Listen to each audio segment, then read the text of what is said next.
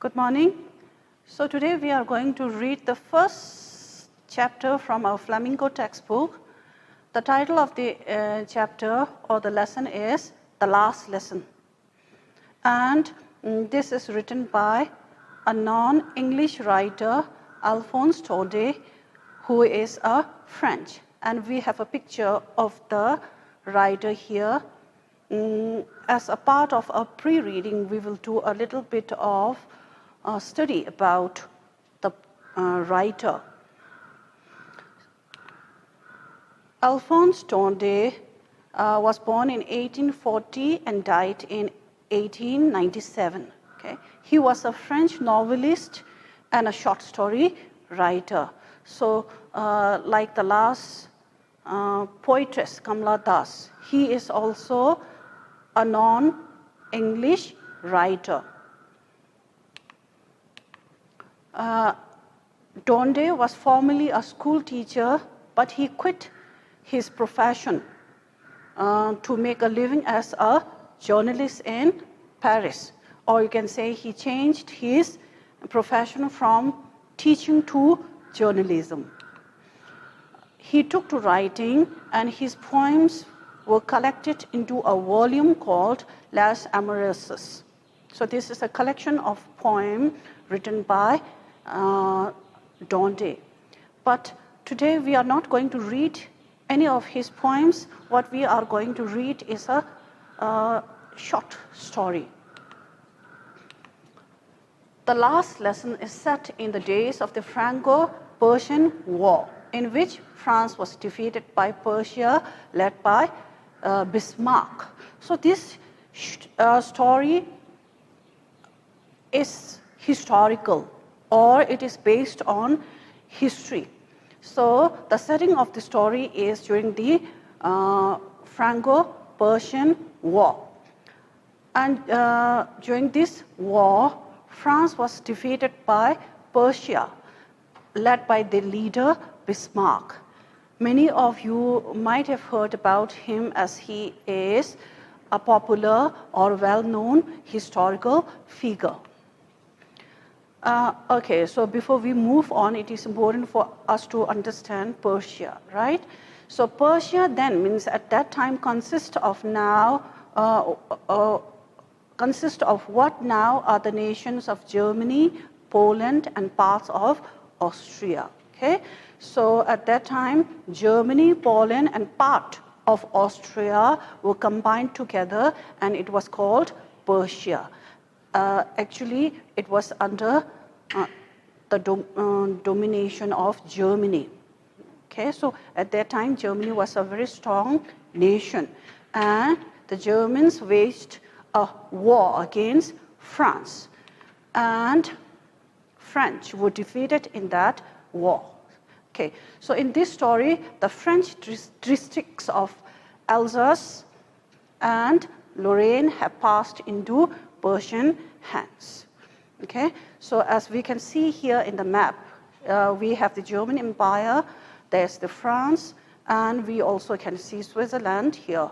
But in the middle, we can see Alsace. That is how it is pronounced in German, and Lorraine. Sorry, not German, French. Okay, and Lorraine. These were two districts of France. And these two districts fell into the domination of Germans. And here the writer discusses about the effect of that occupation on the people of Alsace and Lorraine. It's a beautiful story, touching story. And many of us can relate to these people because we have also gone through the same situation as Tibetans. So it showcases the fact that the oppressor, here oppressor refers to the Germans, okay? Oppressor wants not only territory but also dominates over the language and culture of a particular country, thus taking away even the identity of the subjugated people. Okay? So here what the writer is trying to tell us is that when one nation occupies another nation or dominates another nation, it is not only the occupation of the land. What happens here is to show their superiority over the subjugated or dominated people. They even dominate the language and culture of the people so that they could take away the identities of the subjugated people. Like in Tibet, many people have even lost their own language. They cannot speak Tibetan. Many youths, especially who have gone to Beijing or Chinese cities for education, can only speak Mandarin Chinese, and they cannot speak Tibetan. In the same way, they do not even have knowledge about the particular knowledge about their own culture. So that is what the writer is going to talk about here in this story. So before we move on to the actual story, we will do a little bit of character study. Okay? So we need to understand that there are two main characters, protagonists. And the first is M. Hamel. Who is M. Hamel? Okay? So M. Hamel is a French language teacher at a school. So Hamel is a language teacher, and he teaches French. Okay? He is a very sincere teacher, very sincere and passionate teacher, passionate about his profession as a teacher, but at the same time, he was a strict teacher. Okay? And one thing that strikes about him is he is very patriotic. Patriotic means he has great love for his country, people, its language and culture. So as we move on to the story and read the story, we'll get to know about his patriotism, his passion towards his profession, that is teaching. So M. Hamel is the first protagonist, and the next protagonist, the second main character, is Franz. Okay? Who is Franz? He is a sensitive and honest schoolboy who accepts his fault of ignoring his lessons. So he is symbolic of all the young children, young innocent children. One thing that we need to know is he is sensitive. Sensitive means he has the ability to understand situations, the gravity of the situations. Okay? And another thing, another striking characteristic of this person or boy, young boy, is he is very honest. Okay? So honesty is something that he displays in the story. Okay? How do we know he is honest? He accepts his fault. One problem with us human beings is that we never accept our faults. And because of that, we create lots of problems for the self as well as the others. But here, this young boy is very honest and has the courage to accept his faults. And what is his fault? Of ignoring his lessons. He ignores his lessons. And maybe this is common to many young children because they do not know the importance of their lessons and they ignore their lessons. Okay?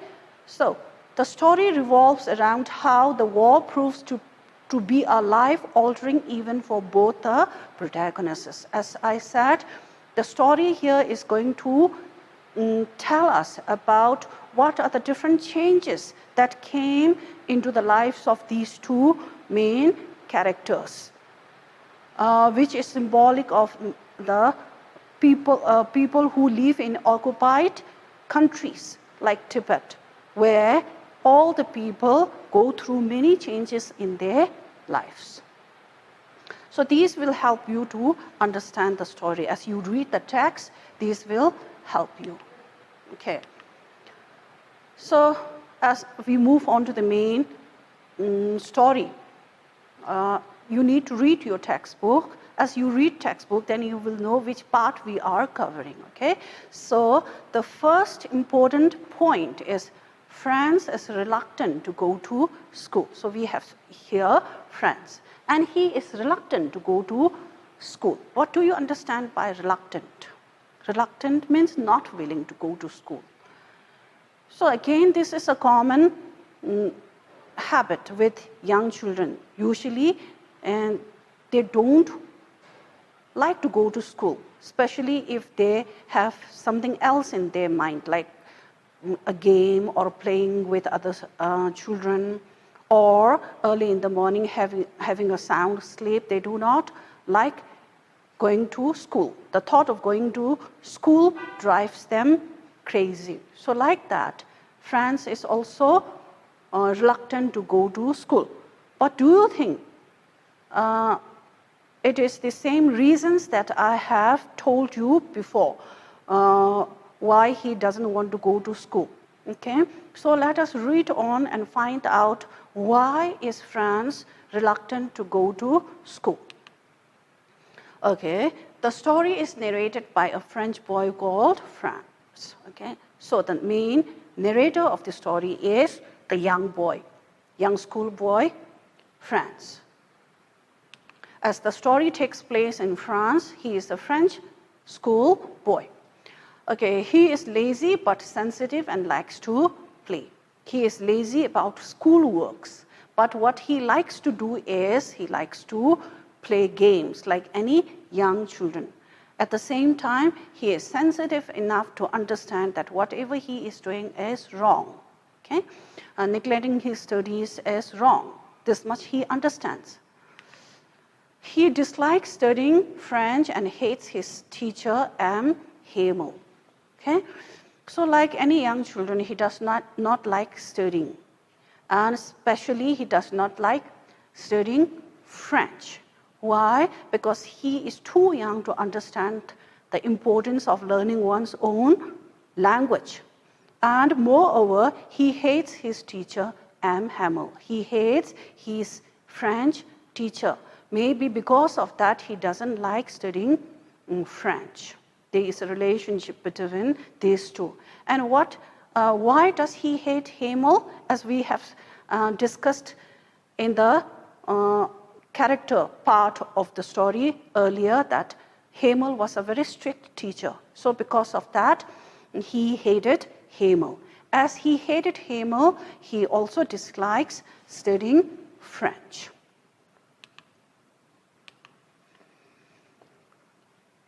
Okay. Sorry. So we have to start from this. So Franz started for school very late that morning. So what he tells us from the beginning is that it was a particular morning and he was late, very late for the school. Maybe he overslept, and he was very late for the school. And at the same time, what happened? He was reluctant to go to school. The first reason is because he was already late for the school. Okay? And at the same time, his French teacher, M. Hamel, had announced that he would question the class on participles. Okay? So because of these two reasons, Franz was reluctant to go to school. First, maybe he overslept and he was already late for the school. Second, the previous day, his French teacher had announced that he was going to take a test on the participles. And as we said, Franz was not interested in studying French. So because of that, he did not have any idea about the participles. So poor Franz did not know even a single word about them and was afraid of a scolding from his teacher. Okay? So because of his dislike for studying French, he did not learn the given topic, that is the participles. So because of that, he did not have any idea, any knowledge about the participles. And if he goes to school, in that way, he won't be able to answer any questions. And again, he would get scoldings from his teacher. Hemel will scold him, and he will get scolded. So because of that fear, he was reluctant to go to school. He was not willing to go to school. So as he was going, that day happened to be a very beautiful day. It was a bright day, and for a moment, what did he think? He even thought of running away from the school and spending the day outside. Okay?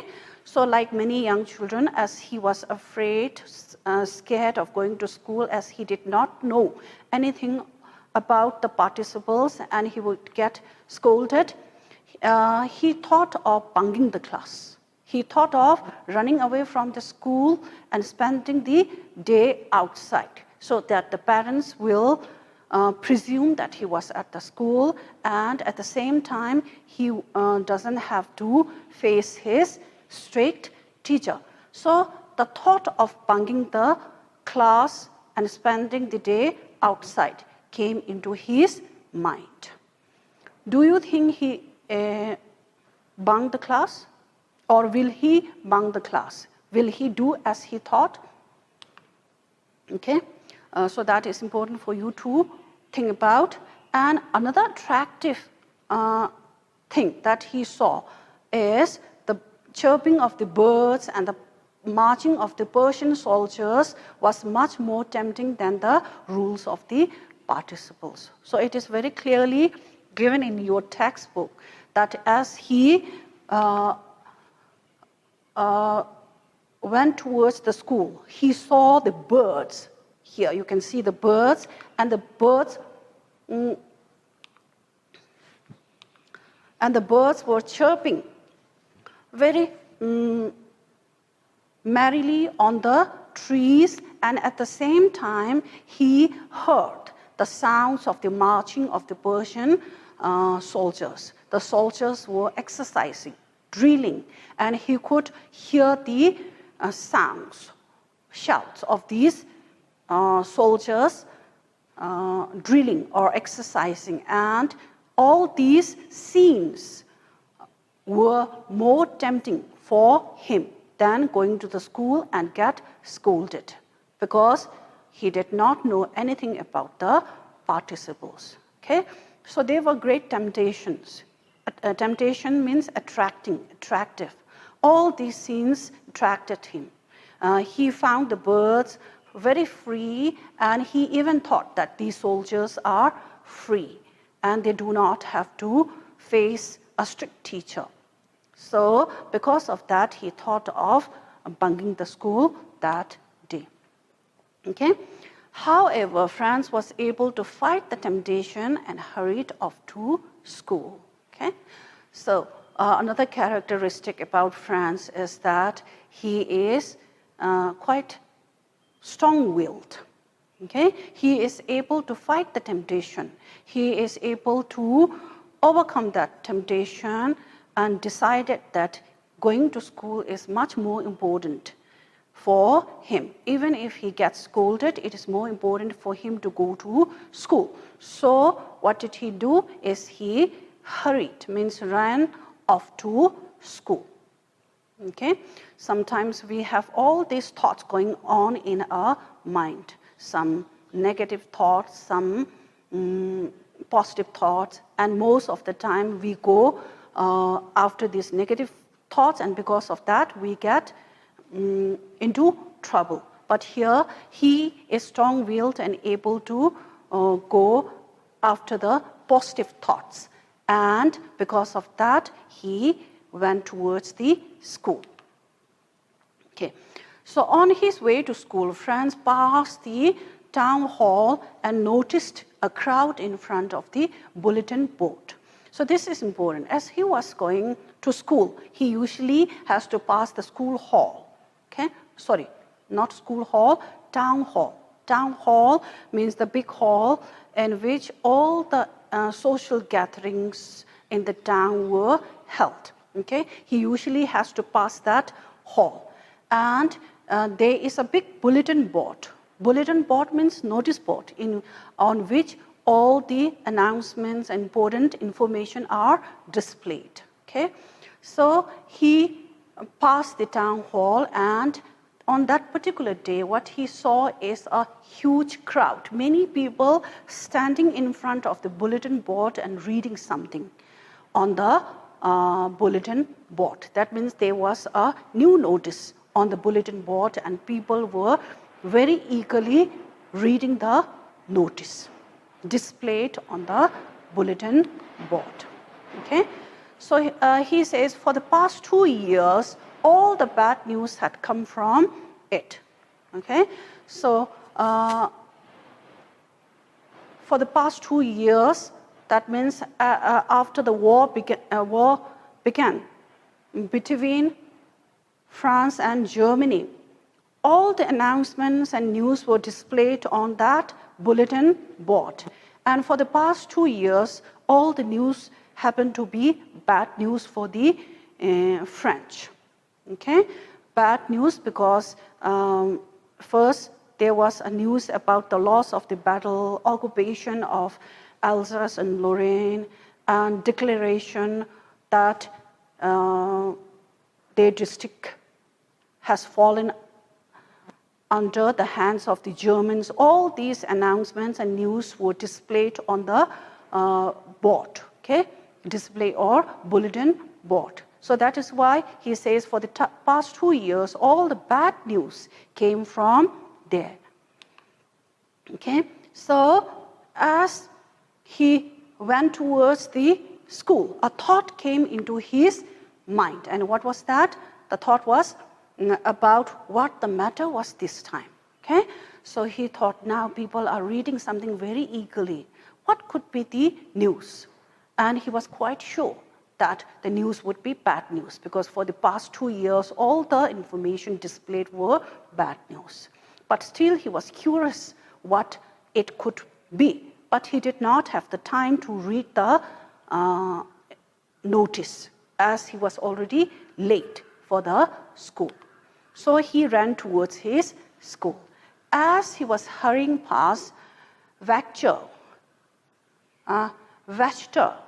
okay, this is pronounced Vector, a French name. Who is Vector? He is the blacksmith, okay, blacksmith of the town. Vector was also there and reading the notice on the bulletin board with his trainee. And Vector called Franz. And what did he say? He said that there was plenty of time to reach the school. So Vector called to Franz and told him that Franz did not have to hurry, because he already had plenty of time to reach the school. Why did Vector say this? Okay, we don't know at the moment. And the same is with Franz. He did not know why Vector said that. But what did he think? Franz thought that the blacksmith was actually making fun of him. Why? Because he was already very late. Okay, so that is why Franz thought that the blacksmith was making fun of him by saying that he did not need to hurry, as he has plenty of time, lots of time to reach the school. Okay, so Franz ran to the school, and he reached the school panting. Panting means breathing very fast. As he moved very fast towards the school, he was breathing very fast. Okay, so he reached the school. So the next important topic is M. Hamel's strange behavior. Okay, when Franz reached the school, he was very surprised to find that everything was quiet. Okay, so when he got to the school, there was something unusualness about the school. The school was very quiet and empty. Now he tells us about the usual atmosphere, usual scene in the school. Usually when the school began, there would be a great commotion and activity, as you are aware of when the school begins. In the morning, there are lots of noise, shouts, and activity. In the same way, at his school also, there were lots of commotion. Commotion means disorderly activities and lots of sounds and noise in the school. That was the usual atmosphere or scene at the school. So Franz usually counted on the commotion to get to his desk unnoticed. This is important. So what Franz would usually do is whenever he is late, he would use that commotion, disorder, okay, to get inside the class and get to his desk seat without being noticed by his teacher. So that is what he usually does. He would use the commotion to go inside the class without being noticed by the teacher. And that day also he thought that he could get inside the class without being noticed in the commotion. But the surprising thing was that day it was completely silent and quiet, and the whole school looked empty, like a Sunday. Okay? But that day it was as quiet as it was on a Sunday morning. So on a Sunday morning, usually in a school, it's quiet and empty because the children are at their homes. Okay? So like that, on that particular day, he also found the school very quiet and empty. Okay?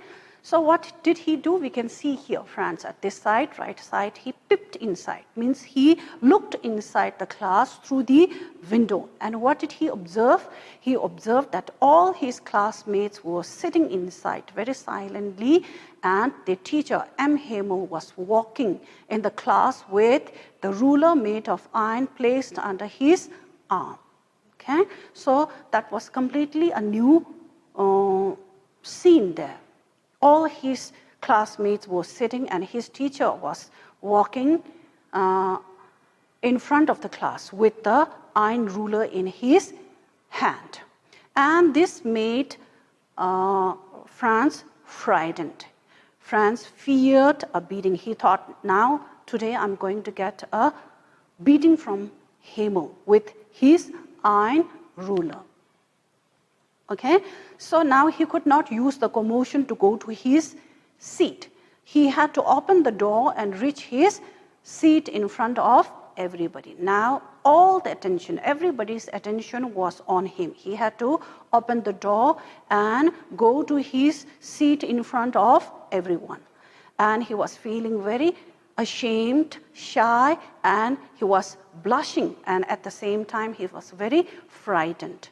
He thought that he was going to get a good beating from his teacher. But a surprising thing happened. Something very surprising thing happened, okay? What surprised and confused him was that instead of scolding him, M. Hemel spoke very kindly to him and told him to take his seat. So that is the surprising thing, okay? That particular day, Hemel was not angry with Franz. He was very kind to Franz, and he did not show any anger. He did not beat Franz, but spoke very kindly in a gentle manner and told Franz to come inside and sit at his desk or sit on his seat. So this completely shocked him. It was very unusual. Hemel would never do this because he was a very strict teacher. Okay, so that is the end of this part, because we'll stop here for a while. And you can go through these questions, try to answer these questions, to revise what we have done so far. And then we will continue. Thank you.